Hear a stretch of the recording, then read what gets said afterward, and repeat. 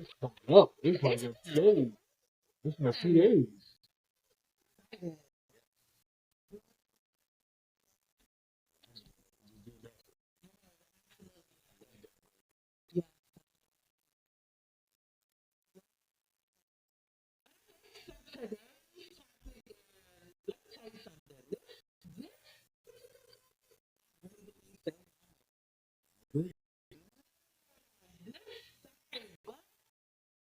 Was a game changer.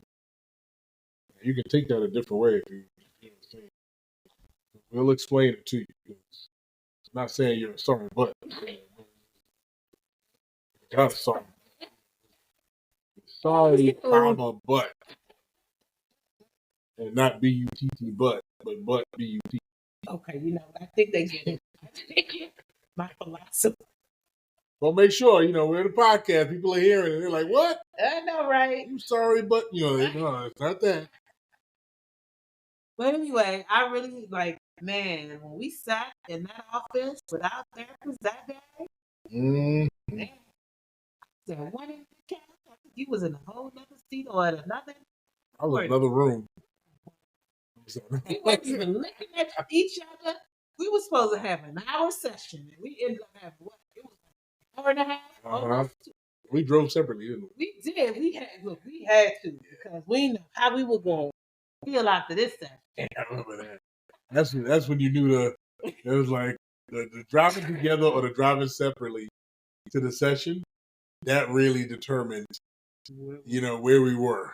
Oh my! If we were driving separately, you knew, it was not a good thing. It was not a good place, and we didn't expect it to get any better.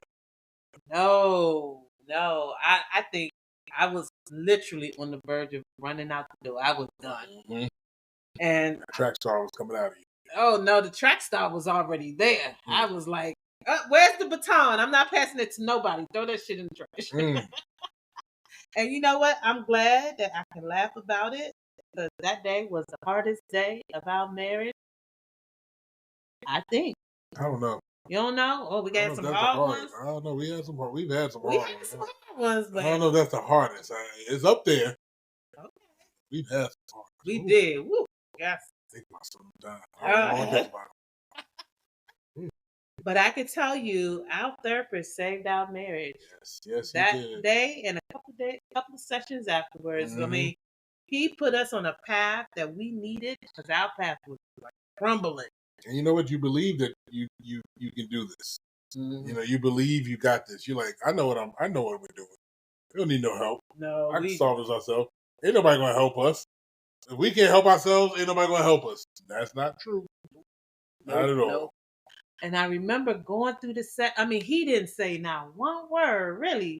Like he listened to us, and we just rambled on, and he just listened. And I was like, this man. So you know what? This is gonna be the easiest out I've ever had because I think I told Jason, if this don't work, I'm done. I'm not doing this no more. I'm out the door. Mm-hmm. And I was like, oh, this is gonna be easy. He ain't saying nothing. He just sitting. He don't care about us. He don't care about this black couple. There's another black couple bite the dust. But he was actually listening to it. Yep. Like something that we didn't do with each other. We sure didn't. I don't even think he was taking notes. Was he taking notes? No, I think he secretly recorded. I think so too. But you know what? He got to keep the secret. So don't even ask. We're not telling you who he is. I think he does too. But he wasn't taking no notes, and he was just looking. Like he had this like smile. He's such a nice guy. He's like has this smile on his face.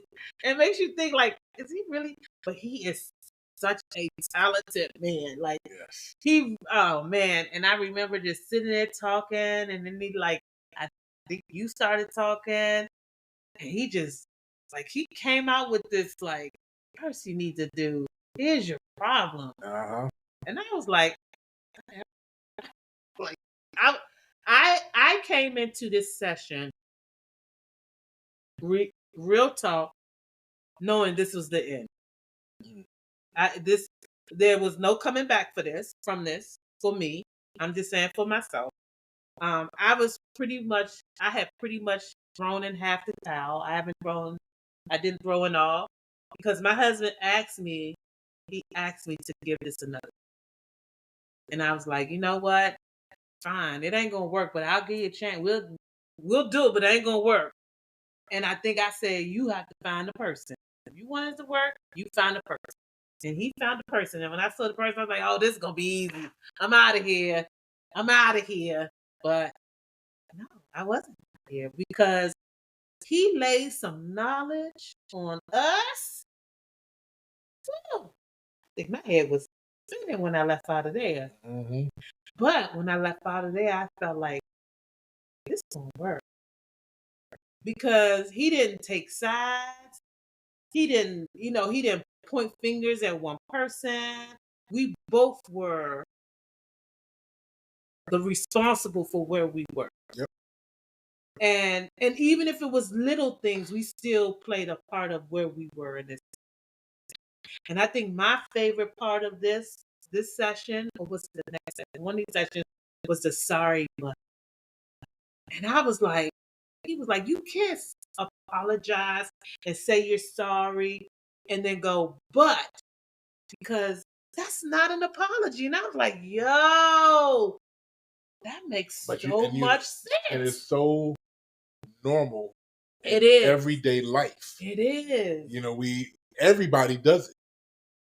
And it's not till you understand it that I start recognizing that, it wasn't just me. It was also everybody. But I recognize it now. I even recognize it myself. If I said, damn, I just said sorry, but, but I never knew that before until those words came out in the explanation as to what it meant. You're saying, I'm sorry I said that to you. But this is why. You did, because you did. It means nothing after that. It means nothing. It was like, you try to justify. Exactly. You've apologized, but then you're going back and justifying your reason for doing it, which is negating the apology. And it was like, what? Like, that was mind blowing. And I think what made it better for me was like, Jason was always the first to apologize. And I love that. And I know sometimes it was good. Look, it took me a long time to be the first to apologize to him. It took me a long time to apologize, period. It just wasn't in my nature. I had to learn to do that. I think I've gotten much better at it. It was hard, even though I know I was the one that made this mistake or caused this. But I also realized that even though Jason apologized, there was always a but behind it. And that's where he said, I had my problem. I didn't realize it, but he said, that's where the problem. He said, yeah, he apologized. And then he goes, but. And I was like, you know what? I sat back and I literally took all that in. And I said, that's my problem. That's exactly where I had that feeling like, how can you say you're sorry, but then you say because of this, but you did, or but you said, or but, and that was so profound for me. My guard that I had put up when I walked in there started to come down. I just knew if it wasn't going to come down at all that day, then this was going to be it. But I was like, okay, this man is listening to us. He's listening to me. He's listening to me. And I felt a little bit of an ease. If I was like 99.9% out the door, I might have been 90% out the door. And you realize that you have to, separate the pieces. Yes. Yes, there may have been an action that caused the reaction. And that's one conversation. Now you've addressed that conversation. Now you're getting to apologizing for that reaction. Exactly. Which is very separate. But the problem is we are trying to put them together because they're connected, but we can't connect them when we're trying to clear it up. Yes. So yes, you may have said something that triggered a reaction in me. So let me clear this up. That statement you make triggers me. So if you could not do that, that would be great. Because this is what it does for me. You're like, I understand it. I can do that. Great. I am sorry for my reaction. That was wrong. I didn't have to go there. and I apologize for that. End Done. of story. You know, period. You know, but the problem is we put that first conversation on the back end of the apology. When in actuality, because that happened first, we should address that first and then address the reaction. Because yes, it could happen. You know what I'm saying? The idea of, you know, unless you're not willingly trying to hurt somebody, you know, in your partner. Oh, well, I hope you're not. You know, but now we were there at one point too. You know, but like when you're you know, it's coming out, you know, you understand that it's like, okay, I understand why I said what I said. So clear that up and then get to the point where you're like, you know what? I am sorry because no matter what, that should have not been my reaction. I should have not said those words to you. I should have not done that. Point blank. And I'm done. You know, there's no more, it's not about a justification because we've cleared up or we've addressed, maybe not cleared up, but we've addressed the first part of the issue. Now we're addressing the next part. Regardless of why it happened, you still did it. You know what I'm saying? I'm apologizing for it. It's like if I accidentally, you know, if I run into your car with, you know, I'm a big guy. So like and it could happen. I fall into your car and I put a dent in it. Right? I'm sorry. You guys see my face. I can't say like her car boy. It's like, oh hush. God forbid. Like, hush. Conversation continue. So, you know, I'm falling now. I'm not apologizing and then saying, I'm sorry, but you know, I fell and I'm sorry. I dented your car, and we're done. Like that is there. We have to do the same thing in our conversation because we know why it happened. You know what I'm saying? Like I fell, you know, and it wasn't on purpose, but it doesn't change the fact that I still did it. Right? Like, so whatever I did to cause you to get mad and I'm apologizing for, I still did it. It doesn't matter why I did it. It matters that I did it. So apologize for that you did it and done. And I think what our therapist had to make sure that he understood was that, yeah, I think one of the things that you said was, well, I apologize. But he's like, wait, you apologized and then you said this? And he was like, that's not an apology. Mm-hmm. And I really believe, I don't know if you got it that day. Did you really get it that day or not? No, it took me a while because I was still saying it right there. Yeah, I was like, I was doing it right there. He was pointing out right there. He was like, you did it again. Oh, yeah. You did it again. Right. And I was like, damn it. Because again, I wasn't separating the two. I was still, I'm still like, well, I did this because of this. Yes, I do remember. That's what I did this because of this. Is yes, we understand. And he was like, yes, I understand that. Right. We've addressed this. Now you're addressing this part. You were making it one whole thing. Yes. Instead of saying, okay. It was a run-on sentence. Exactly. I think that's what he said. I think that's exactly what he said. And it made me feel a little better because I think I was ready to go back. When do we go back? Are we going to go back again? Because I want to get some more of this knowledge. And you understood, like, because then he explained it so that it wasn't why it was happening. You know what I'm saying? Like, so he was like explaining why I was doing that as well. So then you had the perspective to understand why that was coming out that way. Mm-hmm. You know, and how we just needed to flip the conversation and how it would make it better. But like, here's what you're trying to do. But what you're doing is this. But it also went back to us not listening to each other. Yeah. I mean, like all of these pieces culminating into this breakdown of our marriage. And to take I remember we had got so bad one time we couldn't see him. We needed to talk to him. And we called him on the phone. And we were in the truck together. Mm-hmm. And we just lost our minds. He was like, wait, no. You all got to come in here. I cannot. We were cussing at each other. I don't even know what that was about. But I was like, oh, we really showed our ass to him today. I was like, I felt a little embarrassed because it had got so. I mean, but we still was at this touchy moment with each other.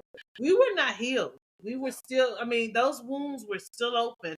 I mean, and those 1 or 2 sessions that we had were not the be all to end all. It took us almost a year. But which is understandable, right? Because we like, had a really bad point. Like again, it goes back to even our last topic where we, you expect marriage to be rainbows and unicorns, and you expect therapy to be instantaneous. It's gonna happen right away. You want that pill that you take. I'm in pain. Stop the pain. Right. So we, you're supposed to say some words that's supposed to fix it. So when people say therapy doesn't work, is because they went once or twice, and like, look, it maybe once, twice, 3 times, 4 times, 10 times. Like, we went over a year before it got to the point where it was like we got it because we got these past traumas, even with each other, that we have to first be able to get past, understand, and deal with, and that's not easy. And then the key word that you just said was trauma. Trauma is not. Everybody knows trauma is bad, and things trigger these traumas with us. And I can remember like being excited about the next session and being able to express myself to my husband without us getting into a big blown out fight because we're not listening to each other, not letting us each other finish what we're saying, and to know, like, okay, we needed that mediator. We really needed our therapist because again, we weren't fighting fair. We weren't because Jason was very passionate about this marriage and making it work. I was like, okay, you know what? I could make it work, or I could care less at that point, and I didn't want to be at that level in our marriage because it wasn't fair to him. It really wasn't. Like, okay, you know what? It is what it is. You can argue by yourself. I don't care. And I hated that I had that whatever that mentality because I felt bad when he was in it and I'm like, I'm not there anymore. Or I felt bad that I could not give him what he wanted, when I really could have. But it was just that I didn't really want to because again, it was just so hard. And I'm like, I don't want to keep going down this road. It's still so hard. And I mean, when I tell you by the 3rd session, I felt like we might make it. I said, I think we might make it. I think we found someone. Woo. Stop. We found someone that understood what we were going through. Like our first therapist, was the worst. Oh my God. I think she made it worse.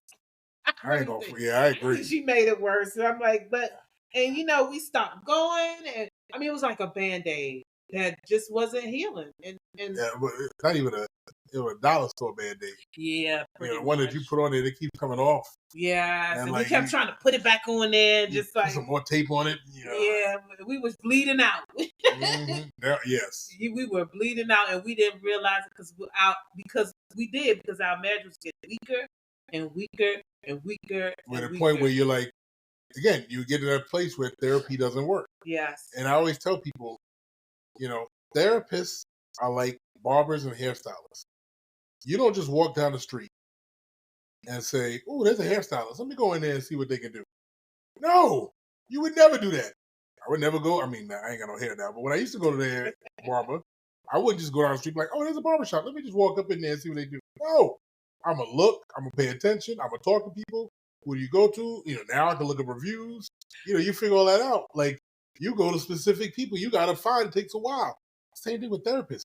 You may not be with the right therapist to begin with, and it's okay. And I felt like I was one of those non-believers. I was like, "No, this is not gonna work." I'm like, "Do what you gotta do." It didn't do it the first time. I have really said, "Look, this ain't gonna work." Because if it was gonna work, we would have been able to do it with the first one. But you know what? I didn't realize that the first one was fighting against us. She wasn't fighting for us. She wasn't. I mean, she went from talking to us for 50 minutes to 45 minutes. Our time just. It was an hour, then it went to 50, then it went to 45. I was like, okay, this is not working out. I told him I'm not doing this anymore. You okay? I'm okay. We okay. Let's do this. But we weren't okay. And when he said, all right, just let me find, just give me this time. I said, do what you gotta do. It ain't gonna work. My mind was like, but to sit back and really take it all in, to really find someone that was rooting for us, who wanted us to survive this, who wanted us to get better with each other, made me say, he's fighting for me and Jason, then I'm going to fight for us too. Jason was already fighting for us. I mean, I'm going to give him his props. He was already fighting for us. But to have another person fight for us too, and point out our flaws and all, and show us where our flaws and all are.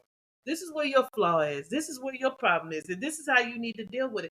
Not only telling us our flaws, but giving us resources on how to deal with them.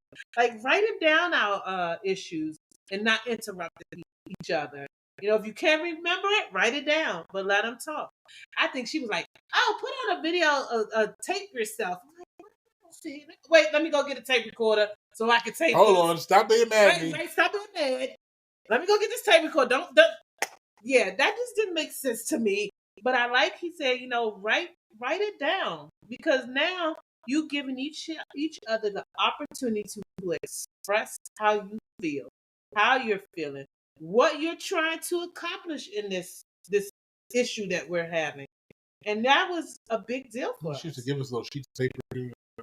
Oh, it was just crazy. Like, it just wasn't. Again, you got to find what works for you.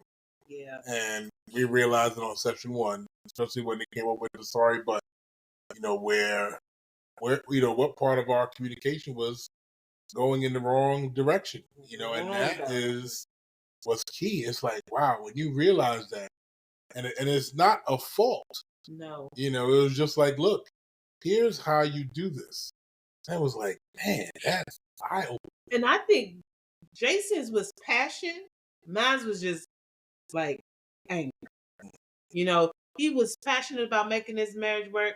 I was so angry that we were going through this mess that I didn't want it to work. And I think that's, you know, in my opinion, that's where I faltered at. That I didn't put in the passion to make it work like I did.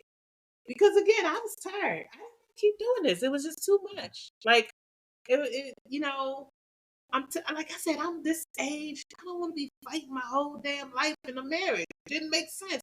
But you know what? I realized that a little bit of fighting is okay. I think that's what keeps the sparks alive. Because the makeup. There you go. But you know what? I told my wife when we were just dating that I was a fun guy. I grow on you. Yes. And that's the way it is. And you have, I don't know if we talked about it in the beginning. I was not like, first of all, he was too young. I had already been married before. I'm not interested in no relationship. He's like, okay, I'm not going nowhere. Like, oh my God. And all of my friends is like, oh no, y'all gonna be together. I'm like, I don't know what y'all talking about. I don't want to be bothered with him. He's like, this is fun for the moment. I'm having a good time. We having a good time. But in reality, nah, I'm not doing this again. 14 years later. Still growing on you, baby. He sure is. I think it's 90% of my body is all. I'm a fun guy. I grow on you, baby. He's so corny. He got these corny dad jokes. But you know what? I'm glad right now that we can laugh about this. Like, I think when we were laughing, it was just laughter of pain, trying to hide the pain. And you know, a lot of people didn't know we were going through this. Yeah. We publicly, we really try to keep. I really feel like our business shouldn't be out there in public like that. Nobody should see me arguing, screaming, and hollering, him yelling. But you also know, because people are, you know, they prey on that, and they take sides. Yeah, and you know, you always worried about praying. Like, we always talk about, you know, never sharing, especially anything with the opposite sex, because regardless of how friendly you think they are, or like, oh, they like my brother, they like my sister, it don't matter. You never know what they're thinking, and that opportunity comes because you start saying, she did this, or he did this, and or they don't listen to me, and I'm having this, and like, oh, and they ready to swoop in. Exactly. So it's like, I learned that from Jason. I never thought, man, that was the first thing from my mind. I didn't think about it. Never put it into somebody. I mean, for that matter now, I mean, don't talk to anybody about your relationship because it ain't gotta be of the opposite sex. That's true. So you're trying to get into your pants, you know. So I'm just saying. That's true. So at the end of the day, it's like you gotta keep it out there. And I think we realized it even more recently when my mother came to stay with us, and I was dropping her back off at the train station to go back home, and she said, "You two are really meant for each other." She said, "You are great together, and I love your relationship." And I said, "Yeah, it was hard work." And she said, "Well, I would have never known it." She said, "I never knew you all had problems or any of that." And I'm like, and again, but there was none of their concern. We've been together for so long, and she's been with us, you know. So it's not like, you know, she doesn't see, but she doesn't see, you know. And that's the whole thing. Is like they're not supposed to see that. Right. And you know what? I should never disrespect my husband in public. He should never disrespect me in public. We're a couple. We are considered one. We should never have people say, "Oh yeah, I've seen him talk to her any kind of way," or "I've seen him talk to her any kind of way." We should never. I would never do that. I would never just emasculate my man in public. I would never do that because I wouldn't want nobody else to attempt to do that to think he's weak. Absolutely not. You know, and it's a level of respect. I have a huge level of respect.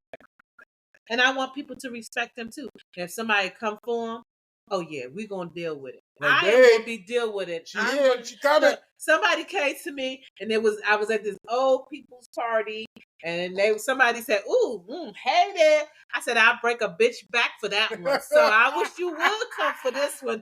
I don't care how old you are, and I mean that. Now, if you'd have asked me that like several years ago, I'd be like, "Go ahead, take him. Let him drive you crazy." If I don't want it. Now I'm all for the crazy. I want it. I like, I don't know where I would be if he wasn't sitting beside me. Aww. Like, I'm super proud of him. I mean, like, he's a risk taker here. I'm learning to be that risk taker. I'm still a little fragile about it, but you know, I have a lot of respect for him. He is definitely a family man. He takes care of us. I mean, he's been showing that ever since, and he's grown up, and I'm happy because there was a lot of immaturity there, and he's grown up, and I love that. I love it. So as you can see, key takeaway from this: sorry, but no, there's no sorry. There's no such thing as a sorry, but it's apologize. Sorry, comma, but whatever. Remember, when you doing an apology, it's a genuine apology. There should be nothing afterwards. No justification. Period. It's a period, and let it go. What the young girls say? Period. Oh yeah. Period. There you go. So Did it's like, right? you say sorry. Period. And if you have to say period, then do that. There you go. That's it. That's your thing. Just think about it. Keep that in your mind every time you say sorry. Period. But again, I'm so glad we could laugh about this. You know, it was a hard journey. This journey is a beautiful journey now. I'm super excited about it. Me too. I'm excited about where we're going and the things that we're going to be doing. Yes. And I'm glad I'm doing it with you. Doing it together, We're doing it together. All right, people. So we're going to say we're out of here. Our next topic is on what affirmations can you say to your spouse? Okay, that's a good one. Yes. Start thinking about those. If you have any, post them up on our Instagram page or whatever. Instagram, Facebook, LinkedIn. We on all of them. Streaming on all platforms: Spotify, Apple, YouTube, whatever you want. And know that you're my rock. You're my peace. And we love y'all guys. Peace.